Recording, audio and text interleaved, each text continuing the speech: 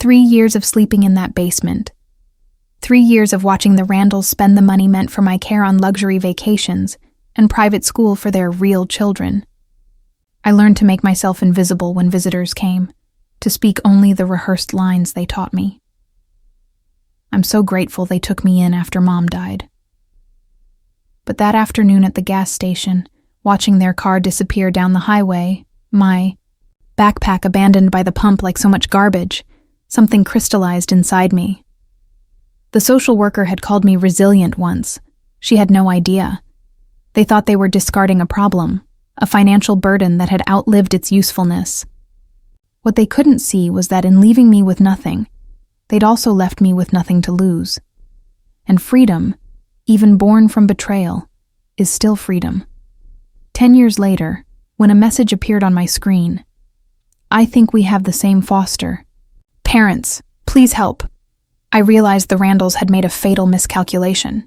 They'd created the very person who would finally bring their empire crashing down. Just before we get back to it, I'd love to know where you're watching from today. And if you're enjoying these stories, make sure you're subscribed, because tomorrow's special episode is one you definitely don't want to miss. The fluorescent lights of the family courthouse buzzed overhead, making my headache worse as I sat on the hard wooden bench, picking at a loose thread on my faded jeans. It had been exactly 2 weeks since Mom's overdose. 2 weeks of sleeping on a cot in a temporary group home, surrounded by the sounds of girls crying themselves to sleep. "Emma Parker?" the clerk called, her voice echoing against the marble walls.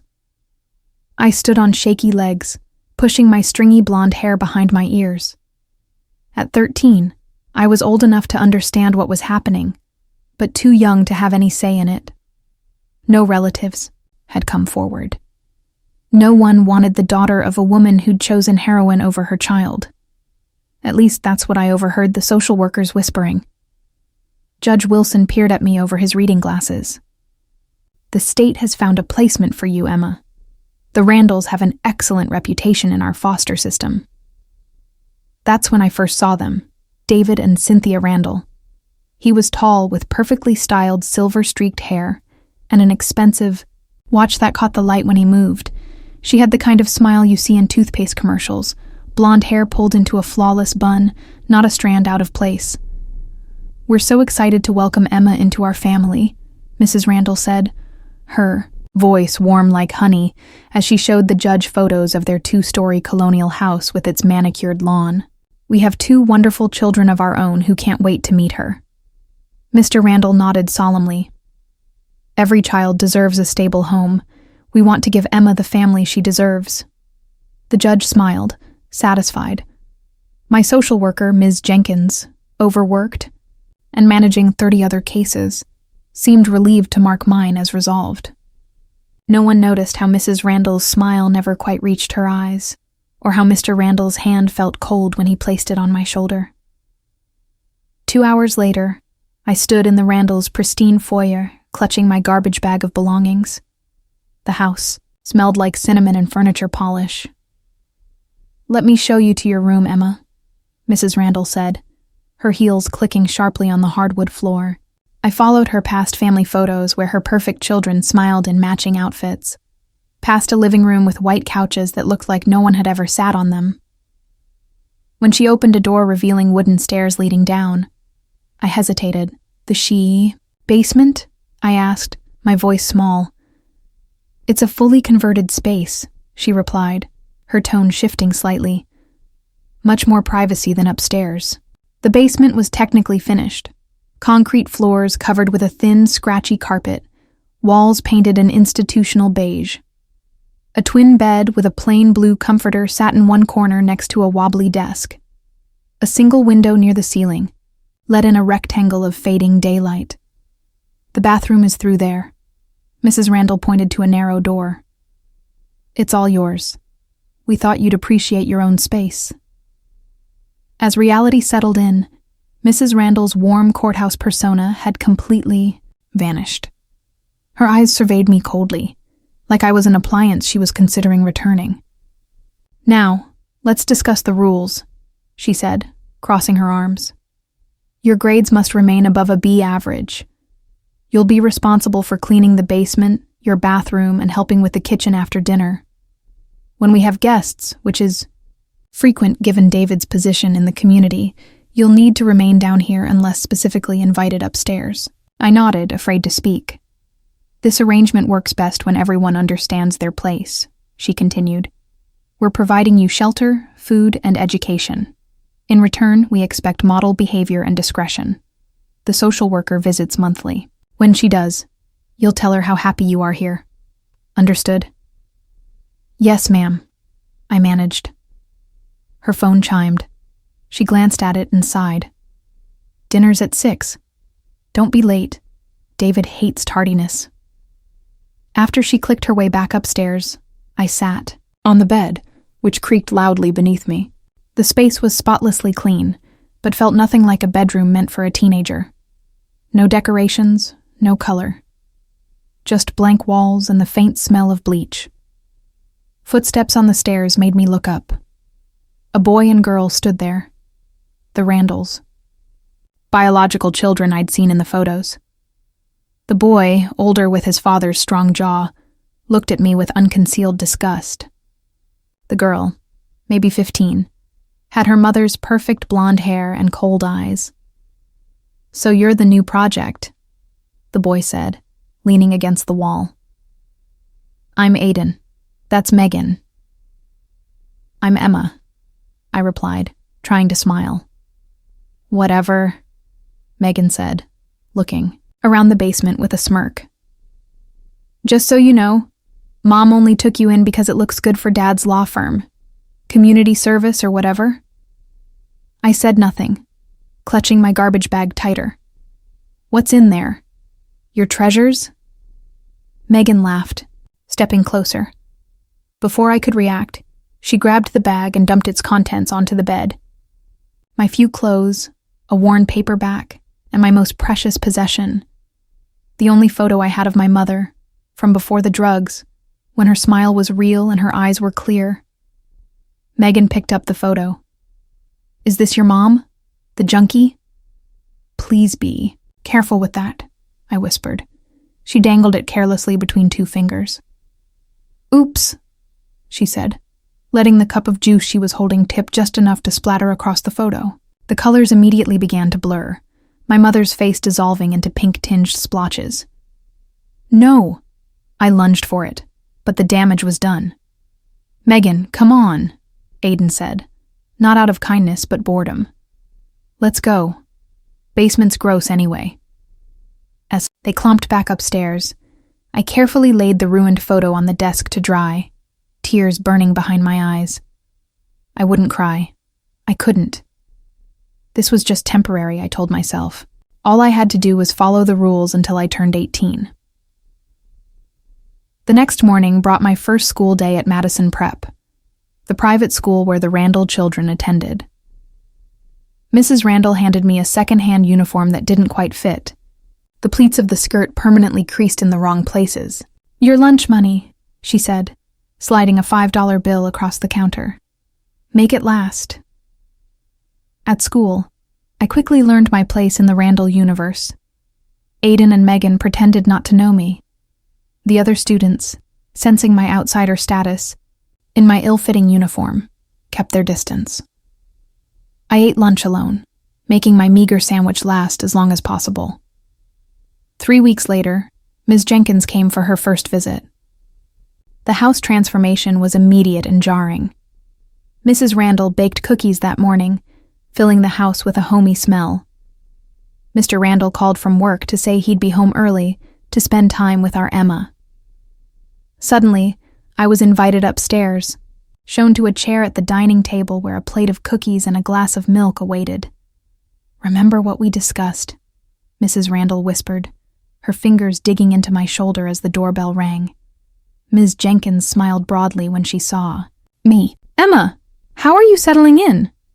I felt Mrs. Randall's presence behind me, her silent warning prickling along my spine. "Great," I forced a smile. "I love my room. It's so spacious." "Would you like to show me?" Ms. Jenkins asked. As we descended to the basement, I noticed fresh flowers on my desk that hadn't been there that morning. A colorful throw blanket now covered the bed. A small bookshelf held books I'd never seen before. "This is lovely," Ms. Jenkins said, making notes. "The Randalls have clearly gone above and beyond." I nodded mutely, knowing these touches would disappear as soon as she left. "Any concerns?" she asked, lowering her voice. I opened my mouth, but over her shoulder I saw Mrs. Randall at the top of the stairs, watching. Her eyes narrowed slightly, and I remembered her words. "This arrangement works best when everyone understands their place." "No concerns," I said. "Everything's perfect." The visit concluded with smiles and assurances of how well I was adapting. True to form, the flowers, blanket, and books disappeared within an hour of Miss Jenkins's departure. "You did well," Mr. Randall said that evening, patting my head like I was a dog who'd performed a trick. "Keep it up, and we'll all get along fine." My birthday came 2 months later, October 15th. I woke up expecting nothing, so I was shocked when Mrs. Randall called me upstairs that afternoon where a small cake sat on the counter. "Ms. Jenkins is making a surprise visit for your birthday," she explained, her voice businesslike. "Change into this." She handed me a new outfit with the tag still attached. When Ms. Jenkins arrived, the performance began again. There were wrapped presents, cards from the whole family, and photos of me blowing out candles while the Randalls clapped. "You're like the daughter we never had," Mrs. Randall said for Ms. Jenkins's benefit, hugging me while the social worker beamed. After she left, Mrs. Randall's smile vanished. "Take those clothes off. We need to return them tomorrow." "The presents too?" I asked, already knowing the answer. "Obviously," she snapped. "Those were just props, Emma. Surely you didn't think we spent actual money on you." That night, I cried silently into my pillow, wondering if my mother, for all her faults, had ever used me the way the Randalls did. The next day, while cleaning Mr. Randall's office as part of my chores, I discovered something that made everything clear.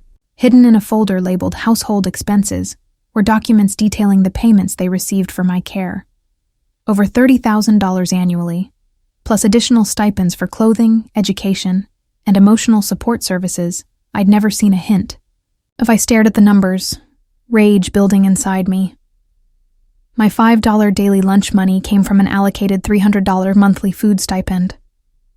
The thin blanket on my bed was provided despite a $1,200 annual room furnishing allowance. They were using me, not just for their image, but as a literal cash cow. Winter melted into spring, then summer, and before I knew it, I'd been with the Randalls for an entire year. The basement became both my prison and sanctuary, the one place in the house where I could exist without their constant judgment and demands. My academic performance became their newest tool for exploitation. When report cards came out showing my straight A's, Mrs. Randall proudly shared them with neighbors and friends. "She was so troubled when she came to us," she'd say within my earshot. "Our guidance has really turned her around." Meanwhile, Aiden struggled in several subjects, putting his college prospects at risk. One evening, Mr. Randall called me to his study. "Emma, your grades show you have a good head on your shoulders," he said, leaning back in his leather chair. "Aiden needs help with his AP classes. You'll tutor him every evening." It wasn't a request. "What if I have my own homework?" I asked cautiously. His expression hardened. "Let me be clear. Your continued enrollment at Madison Prep is a privilege. We provide. If you can't be bothered to help this family in return, perhaps you'd prefer the public school in the district over." Everyone knew the local public school had metal detectors and regular police presence. The threat was clear. So my evenings were consumed teaching Aiden concepts he could have grasped if he ever put down his phone. He made it clear how he felt about being tutored by the charity case. "This is stupid," he'd groan, throwing down his pencil. "I don't need this crap for law school anyway. Dad's partners will hire me regardless." Yet when his grades improved, the Randalls took full credit. "Our son has really found his academic focus this year," they boasted at school functions, never mentioning my hours of help. One evening, while helping Aiden with chemistry, I noticed a text from someone named Jason R. pop up on his phone.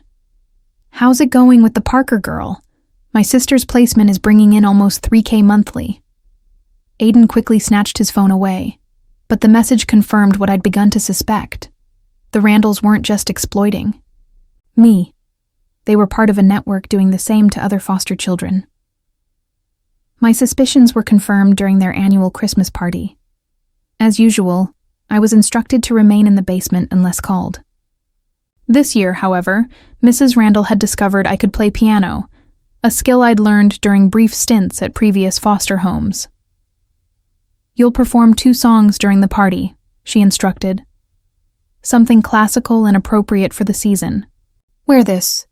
She handed me a modest black dress that actually fit, a first in my time with them. For 15 minutes, I was brought upstairs to play for their guests, judges, lawyers, and other influential members of their social circle. I performed Pachelbel's Canon and a simple arrangement of Silent Night, focusing on the keys rather than the dozens of eyes watching me. "She's remarkably talented," I overheard a gray-haired man say to Mr. Randall. "And you took her in after her mother's issues with substance abuse? Your generosity is commendable, David." Mr. Randall placed a hand on my shoulder, squeezing just slightly too hard. "We believe in second chances, Judge Williams. Emma has become like family." As soon as the performance ended, I was ushered back downstairs, the nice dress exchanged for my usual worn clothes. But before returning to the basement, I overheard a conversation that chilled me to the bone. "The Taylor placement is working well," a woman's voice said from Mr. Randall's office, "though the stipends in Idaho aren't as generous as here." "That's why diversification is key," Mr. Randall replied. "Different states, different payment structures. Cynthia's sister has 2 in Oregon, and her husband has another in Washington. As long as the paperwork shows different households, no one connects the dots." I realized then that this wasn't just about me. The Randalls had built a business out of exploiting the foster system, with connections across multiple states. The winter was particularly harsh that year. In February, I developed a severe cough that settled deep in my chest. After 2 weeks of bringing up painful, discolored phlegm, I asked Mrs. Randall if I could see a doctor. "It's just a cold," she dismissed. "Take some cough syrup from the kitchen and stop being dramatic." 3 days later, I collapsed during PE class, my lungs feeling like they were filled with concrete. The school nurse called an ambulance after taking my temperature, 103.8 degrees. At the hospital, they diagnosed severe pneumonia requiring intravenous antibiotics. Mr. and Mrs. Randall arrived looking appropriately concerned, Mrs. Randall even, brushing hair from my forehead for the benefit of the watching doctor. "We've been so worried," she said tearfully. "She hasn't been herself for days." 2 weeks, actually, I rasped, looking directly at the doctor. "I asked to see someone." Mrs. Randall's expression flickered for just a moment before she recovered. "Teenagers often downplay their symptoms. If we'd known how serious it was." The doctor frowned. "Pneumonia doesn't develop overnight. There would have been clear signs of respiratory distress." Mr. Randall stepped in smoothly. "We feel terrible, doctor. Perhaps we mistook her symptoms for typical teenage fatigue. Emma worked so hard at school. Their performance was flawless. By the time they left, the doctor was nodding sympathetically about the challenges of raising teenagers. No one questioned why they hadn't brought me in sooner, despite the medical neglect that nearly cost me my life. 3 days in the hospital gave me my first taste of freedom in over a year. The nurses were kind, the food was decent, and no one expected me to clean or tutor or remain invisible. When discharge day came, I felt a knot form in my stomach at the thought of returning to the Randalls. Back at the house, I discovered they'd submitted claims for extraordinary medical care expenses to the foster system, receiving over $5,000 for their around-the-clock attention during my illness, care I never received. After 15 months with the Randalls, I finally made a friend. Rachel Fisher sat next to me in English class, unfazed by my secondhand uniform and quiet demeanor. She shared her lunch when she noticed I rarely had enough, never making me feel like a charity case. When Rachel invited me to her house for a Friday night sleepover, I was stunned. I hadn't been invited anywhere in years. Even more shocking, Mrs. Randall agreed. A sleepover sounds wholesome, she said, while chopping vegetables for a dinner I would help prepare but barely get to eat. Rachel's parents are the Fishers from Oakwood Drive? I nodded, afraid to speak and break the spell of her approval. Her father is a surgeon, Mrs. Randall continued, more to herself than to me. Good connections there. Yes, you may go. That Friday was the happiest I'd been since my mother was alive. Rachel's home was modest compared to the Randalls, but it hummed with genuine warmth. Her parents asked about my interests, not my grades. We watched movies, ate pizza, and stayed up whispering until midnight. For one brief night, I remembered what normal felt like. On Saturday morning, Mrs. Randall arrived early to pick me up, her smile tight. The moment we were in the car, her demeanor changed. "You won't be seeing Rachel again," she said flatly. My stomach dropped. What? Why? Mrs. Fisher called me this morning. One of her necklaces is missing, a gold chain with a small diamond pendant. Apparently it was on her dresser yesterday and now it's gone. I didn't take anything, I protested, my voice rising with panic. We weren't even in their bedroom. Mrs. Randall's laugh was cold. Save your performance, Emma. I've already apologized, profusely to Mrs. Fisher, and offered to compensate her for the necklace. She's agreed not to press charges as long as you stay away from their home in Rachel. But I didn't. Enough, she snapped. One more word and you'll lose all privileges for a month. I fell silent, tears burning behind my eyes. Later, I saw Rachel at school. She wouldn't meet my gaze. By lunchtime, whispers about the foster girl who steals had spread throughout our grade. The one friendship I'd managed to form was destroyed in a single weekend. It didn't take long to figure out what had happened. The following week, Mrs. Randall wore a new gold necklace with a small diamond pendant to one of their dinner parties. Spring of my junior year brought unexpected news. An early acceptance, letter from Northwestern University with a full scholarship based on my academic performance, and an essay about overcoming adversity. The letter arrived while the Randalls were at work, and I sat on my bed reading it over and over, tears of disbelief streaming down my face. For the first time in years, I saw a future beyond the Randalls' basement. The scholarship covered everything: tuition, room and board, even a stipend for books and supplies. I could leave this house and never look back. When Mr. and Mrs. Randall returned home, I showed them the letter, expecting at least a pretense of pride or congratulations. Instead, Mrs. Randall's face tightened as she scanned the contents. Northwestern? She handed the letter to her husband, with a dismissive flick of her wrist. That's rather far away. Mr. Randall read the offer more carefully, his expression calculating. This is a significant scholarship. It covers everything, I said, unable to keep the excitement from my voice. I can start in the fall. They exchanged a look I couldn't quite interpret. Mr. Randall folded the letter and handed it back to me without a word. That night, I heard them arguing behind their closed bedroom door, though I couldn't make out the specifics. Over the next few weeks, I noticed subtle changes around the house. Furniture disappeared from the living room. Being reupholstered, Mrs. Randall explained when I asked. Their voices dropped whenever I entered a room. Mr. Randall spent hours on the phone in his office with the door firmly closed.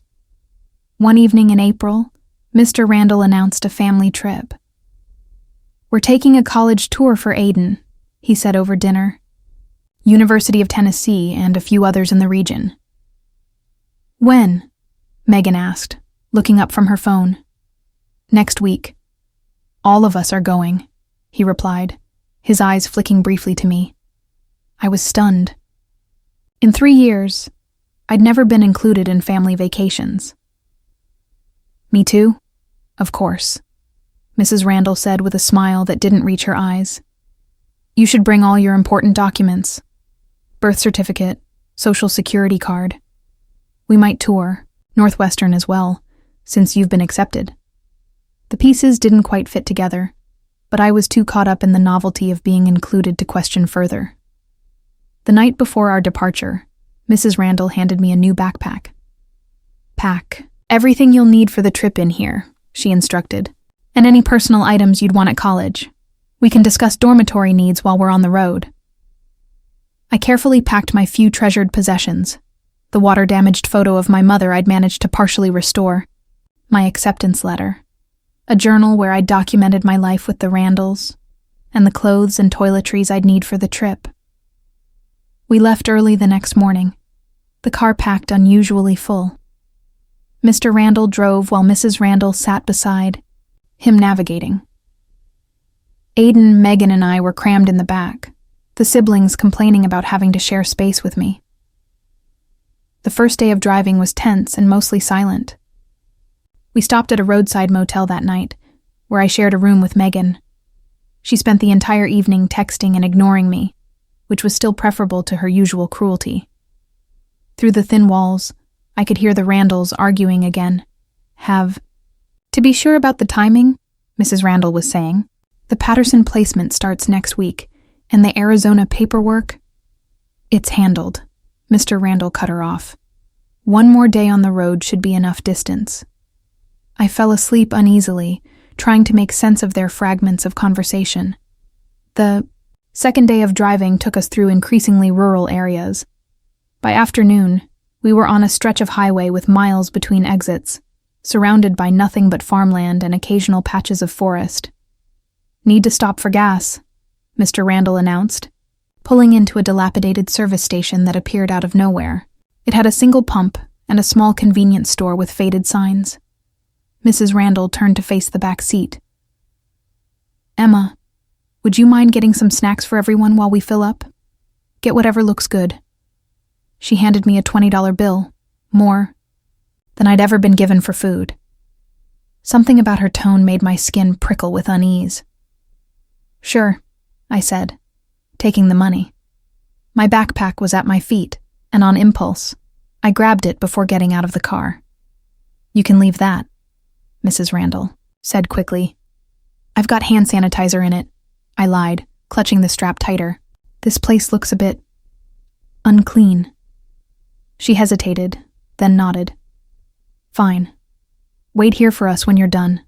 We'll be right back. Inside the store, I browsed the limited selection of chips and candy, while keeping an eye on the car through the grimy window.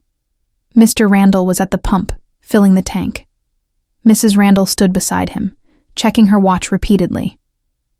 As I brought my selections to the counter, I glanced outside again. The Randalls were both back in the car. The engine started. That'll be $12.75, the cashier said, a middle-aged woman with tired eyes. I fumbled with the 20, watching as the Randalls' car pulled away from the pump. They're just parking, I told myself, handing over the money. The car turned onto the highway. Wait, I whispered, abandoning the snacks and rushing to the door. Wait! By the time I burst outside, the Randalls' car was speeding away, already a small dot in the distance. My backpack, containing everything I owned in the world, sat abandoned by the gas pump. They left me, I said, my voice hollow with disbelief. They just left me here. The cashier had followed me out, her expression a mixture of pity and resignation. You need me to call someone, honey? I stood frozen, watching the empty highway where the Randalls had disappeared. 3 years of exploitation, culminating in the ultimate betrayal. Abandoned at a gas station in the middle of nowhere. Hundreds of miles from anything familiar. Honey? The cashier prompted again. You got anyone I can call? I bent down to pick up my backpack, clutching it to my chest like a lifeline. In that moment, Standing in the harsh afternoon sun, I realized a devastating truth. In the entire world, there wasn't a single person I could name who would come for me. No, I finally answered, my voice steady despite the hurricane of emotions inside me. There's no one.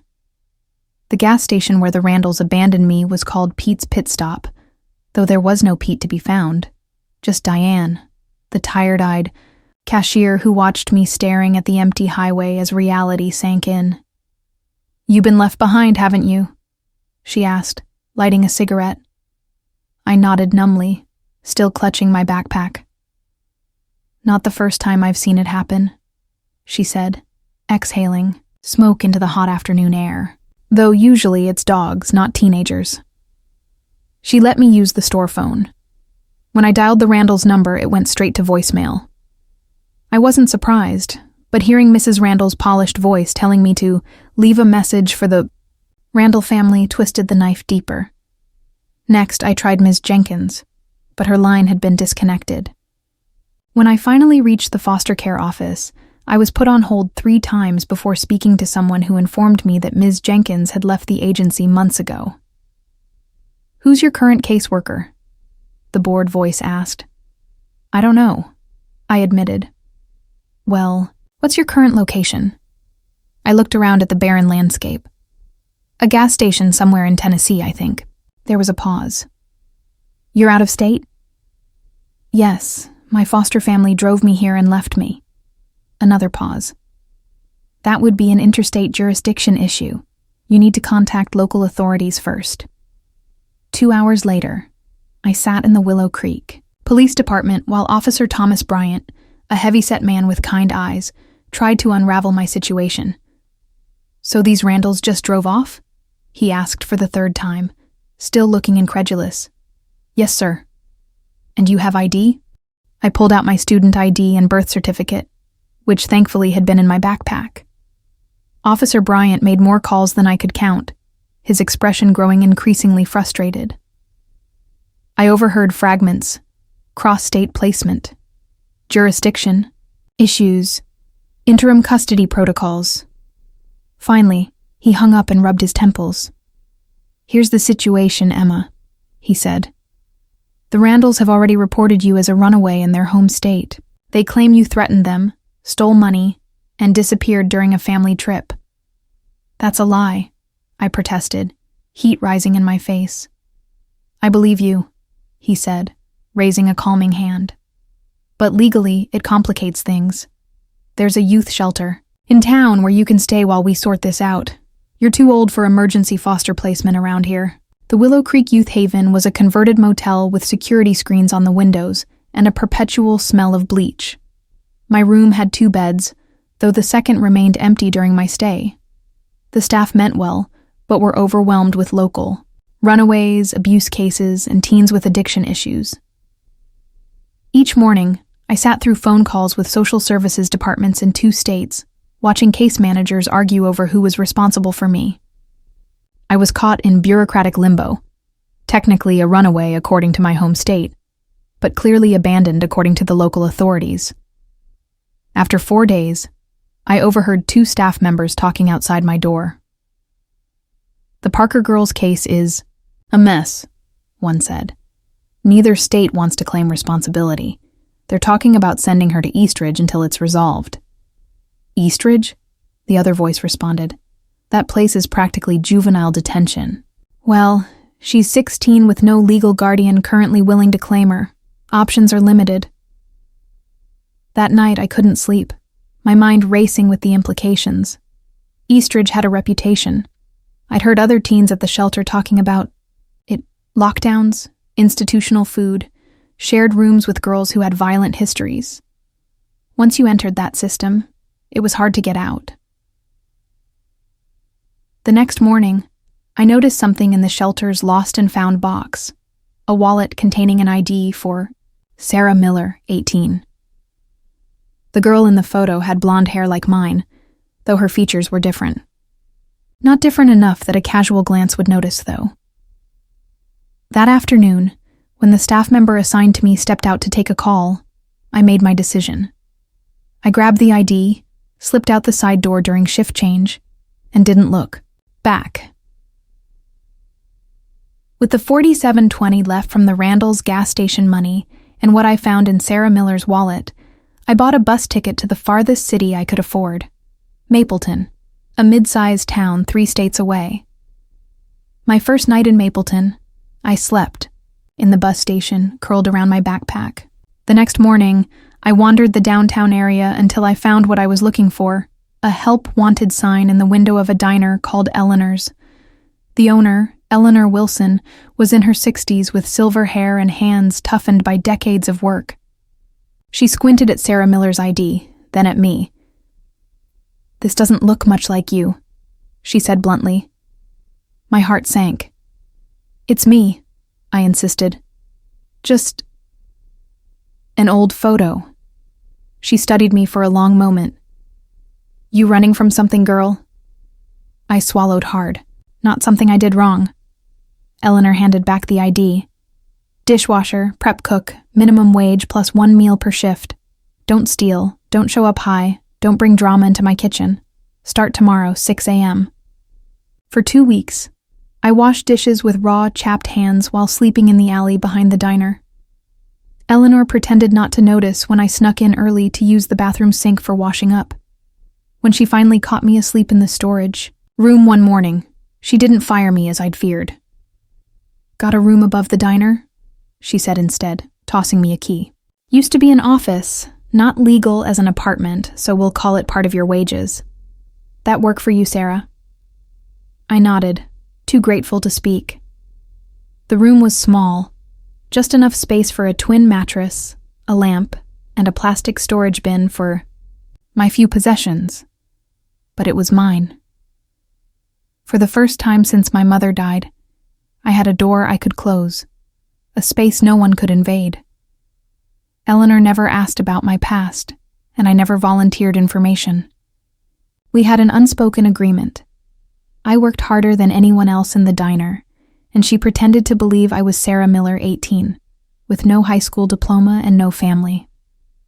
During quiet afternoons at the diner, I studied for my GED using borrowed textbooks from the public library. Eleanor noticed, but said nothing, just adjusted my schedule to give me mornings off on test days. When I passed with scores high enough to qualify for college scholarships, I showed Eleanor the results. My hands shaking with pride. "Not surprised," she said gruffly, but I caught the hint of a smile. "Always knew you were smart, just not why you're hiding it." That evening, she promoted me to assistant manager. 2 years passed in Mapleton. I settled into life as Sarah Miller, saving every penny I could. The fear of discovery never fully disappeared. I flinched whenever a police car drove by, avoided having my photo taken, and created vague explanations about my non-existent past. Then Marcus Cole walked into the diner. He was a few years older than me, a student at the local community college with warm brown eyes and an easy laugh. He became a regular, always sitting in my section, always finding reasons to extend our brief conversations.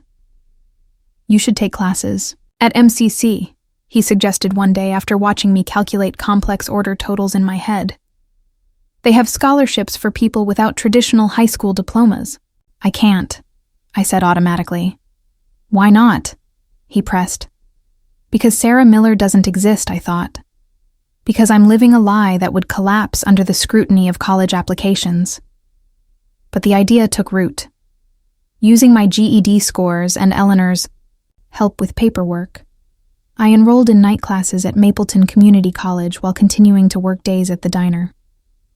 Marcus and I had the same introduction to psychology class. He saved me a seat the first night, seeming unsurprised to see me.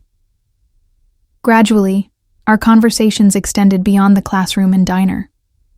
He never pushed when I deflected personal questions, but his quiet patience began to wear down my walls. 6 months into our friendship, I made a terrible mistake. I got sick. Not a cold or flu that I could work through, but pneumonia that brought back memories of my time with the Randalls. My fever spiked to 104, and I collapsed during my shift at The diner. I woke in the hospital with Marcus sitting beside my bed, his face tight with worry. Eleanor stood at the window, arguing quietly with a nurse about insurance information. "Sarah doesn't have coverage," Eleanor was saying. "Can't we work something out?" The nurse looked skeptical. "We'll need her ID and social security number at minimum." I panicked, trying to sit up. "No hospital," I gasped. "I can't." Marcus gently pressed me back against the pillows. "Hey, it's okay. Eleanor's handling it." But I knew it wasn't okay. Hospitals meant records, verification, questions I couldn't answer without revealing that Sarah Miller was a fabrication. When the nurse left, I looked at Eleanor with pleading eyes. "I need to leave." She shook her head firmly. "Not until that fever breaks and you can breathe without sounding like a drowning cat." Later, when Eleanor stepped out to speak with the doctor, Marcus moved his chair closer. "I know you're not Sarah Miller," he said quietly. My blood ran cold. "What?" "The way you avoid talking about your past. How you flinch when anyone mentions calling family in emergencies. The fact that you have no social media presence whatsoever." He smiled sadly. "I have a cousin who disappeared into a new identity after leaving an abusive husband. I recognize the signs." "I'm not—" I began, but the lie stuck in my throat. "You don't have to tell me anything," he said. "But I want you to know I have people who can help. My Aunt Vivian is an attorney who specializes in helping people like you, people who had good reasons to leave their old lives behind." I stared at him, afraid to hope. "Why would you help me? You don't even know who I really am." His expression softened. "I know enough. I know you work harder than anyone at that diner. I know you're brilliant in our classes despite having every excuse to fail. And I know whatever you're running from must be serious for you to live this way." 3 days later, I sat in Vivian Taylor's modest office, telling my story for the first time since the gas station. I explained about my mother's death, the Randalls, exploitation, and the abandonment that forced me into a false identity. Vivian listened without interruption, taking occasional notes. When I finished, she set down her pen and sighed. "The good news is you're not charged with any crime," she said. "The Randalls never pressed charges for the alleged theft they reported. My guess is they didn't want scrutiny of their foster care operation." "So what happens now?" I asked. "We reclaim your identity," she said simply. "Emma Parker deserves to exist again." The process wasn't simple, but Vivian navigated it with expert precision. She contacted authorities in my home state, providing evidence of the Randalls' abandonment and my subsequent efforts to survive. She helped me file for a new social security card and legitimate ID under my real name. When I finally held my new driver's license, Emma Parker in bold letters, I traced the letters with my finger, reclaiming the name I'd been forced to abandon. "What about the Randalls?" I asked Vivian. "Are they still fostering children?"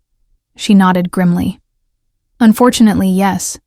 They relocated to Arizona shortly after your disappearance. Without formal charges and across state lines, they've managed to continue operations. They currently have 2 teenage girls in their care." The thought made me physically ill. 2 more girls living in that basement, being used for government checks. "Can't we stop them?" I asked. "Not easily," Vivian admitted. "The foster system is fragmented by design. But we've started a file, and you're not the only one they've abandoned. We've identified 2 others who aged out of their care under suspicious circumstances." That night, I created my first social media account in years, under my real name. I didn't post much, just enough to establish my existence. Then I used the search function to look up the Randalls. Their profiles were exactly what I expected, carefully curated images of a perfect family. Mrs. Randall's latest post showed her with a teenage girl playing piano, a scene eerily similar to my Christmas performance years ago. The caption read, So blessed by our newest family member's musical talents. God puts these special children in our path for a reason. Foster love, nar, blessed family. I closed the app, a cold determination settling in my chest. The Randalls would face justice. I just needed to figure out how. 4 years after reclaiming my name, I sat in my small but comfortable apartment, reviewing case files. After finishing my degree in social work, I'd joined a nonprofit organization specializing in foster care reform and placement oversight.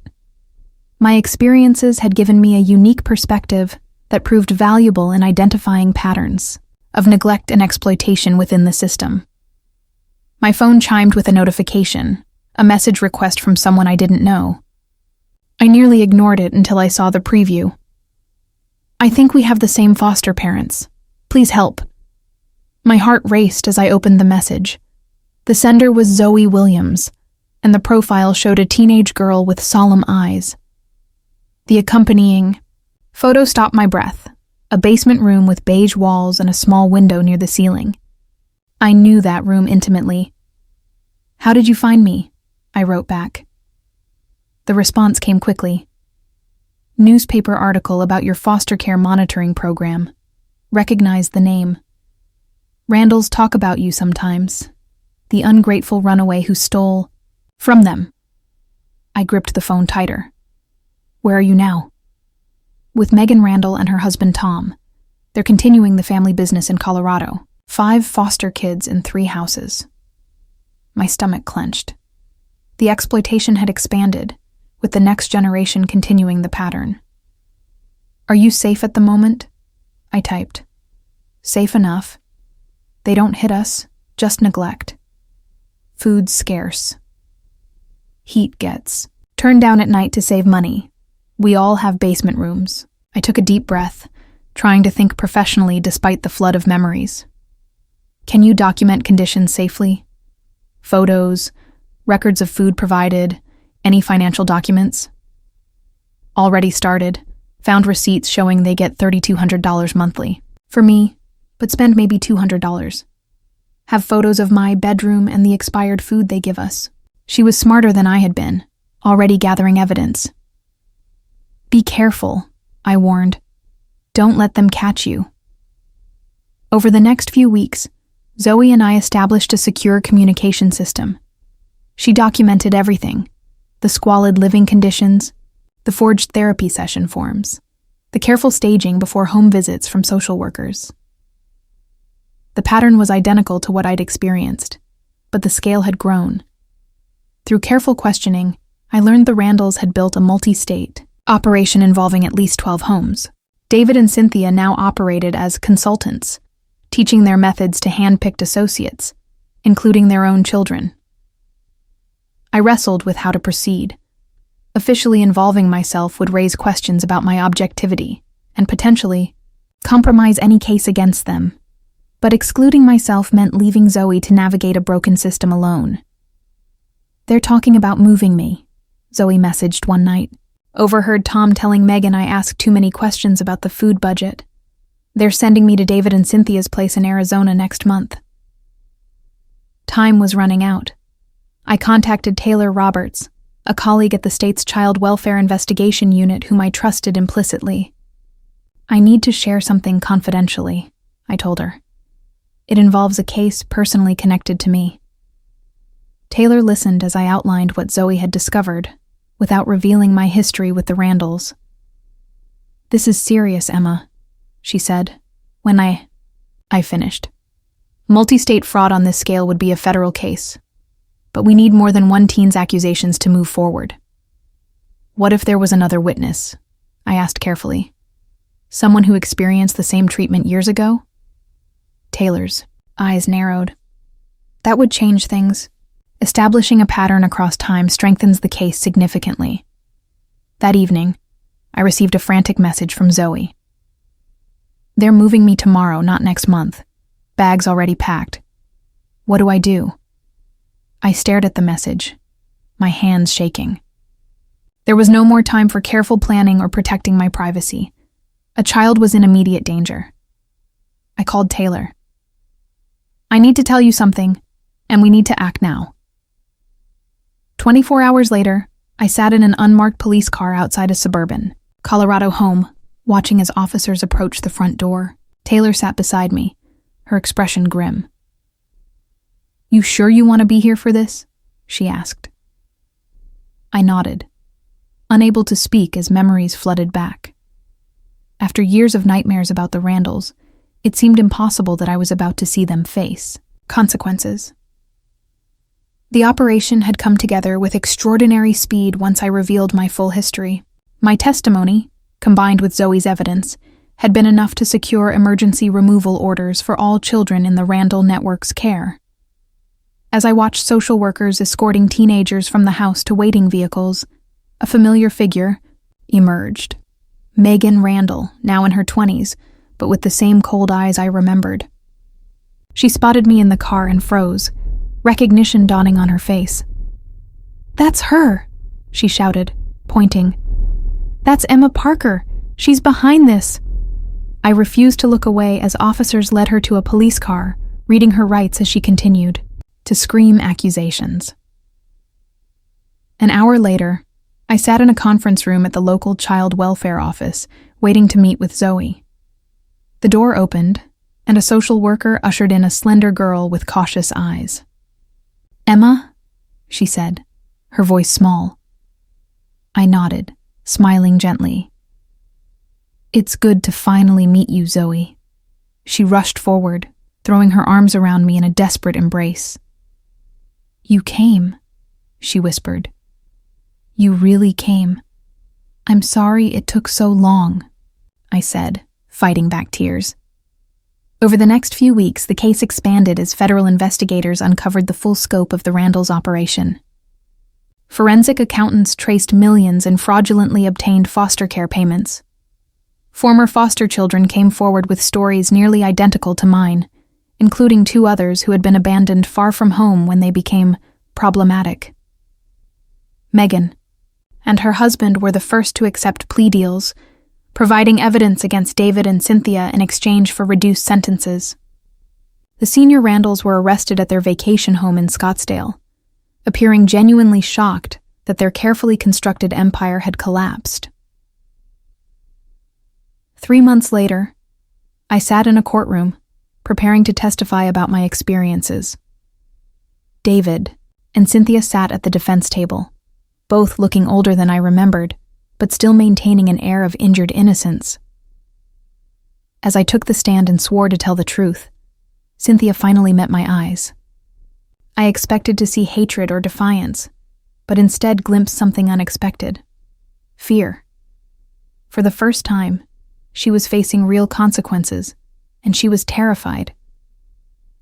"Please state your name for the record," the prosecutor began. "Emma Parker. And how do you know the defendants, David and Cynthia Randall?" I took a deep breath.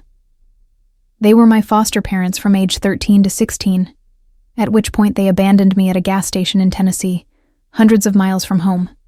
My testimony lasted for hours.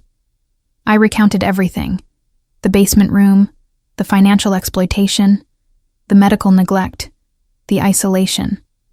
Through it all, I kept my voice steady, no longer the frightened child they had discarded.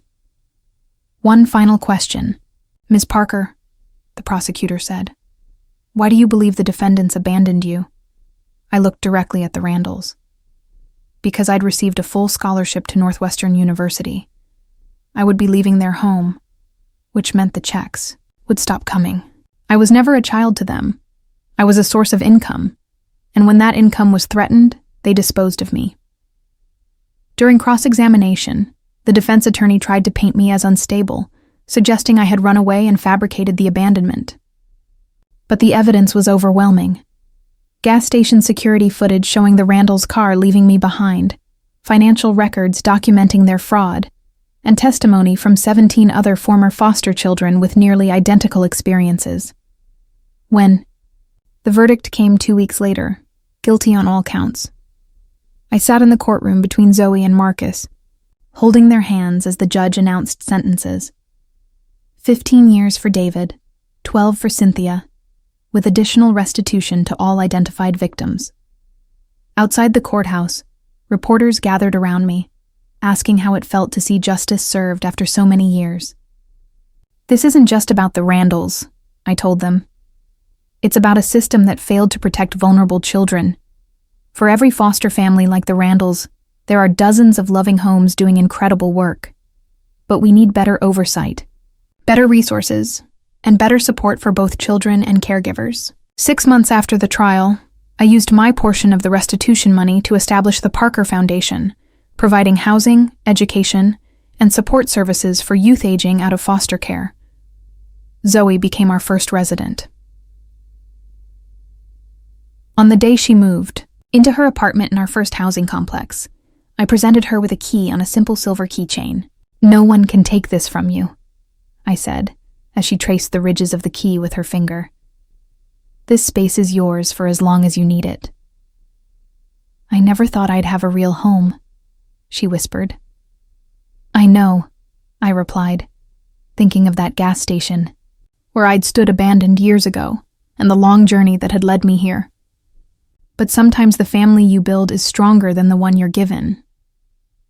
As we walked through the building, I introduced her to other residents, all former foster youth building new lives with stable support. The foundation couldn't erase their past trauma or mine, but it created a community where healing was possible. That evening, I returned to my apartment where Marcus waited with dinner prepared. We'd been together for 3 years now, his quiet strength a constant in my life as I navigated the challenges of the trial and foundation launch. "How's Zoe settling in?" he asked, handing me a glass of wine. "Good. Nervous, but good." I smiled. "She's already talking about college applications for next year." "Just like someone else I know," he said, kissing my forehead. On my desk sat a framed photo, the water-damaged image of my mother that I'd carried in my backpack all those years ago. Beside it was a newer photo of me with the foundation's first group of residents, Zoe front and center. The journey from that basement room to here had been longer and harder than I could have imagined at 13. But standing in my own home, surrounded by evidence of a life built through my own determination, I finally felt free of the Randalls' shadow.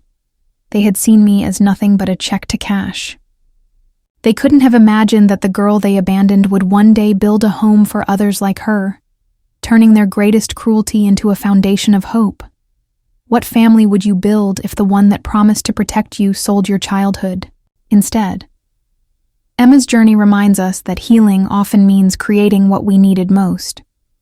If this story moved you, please like, subscribe, and share for more tales of survival and justice.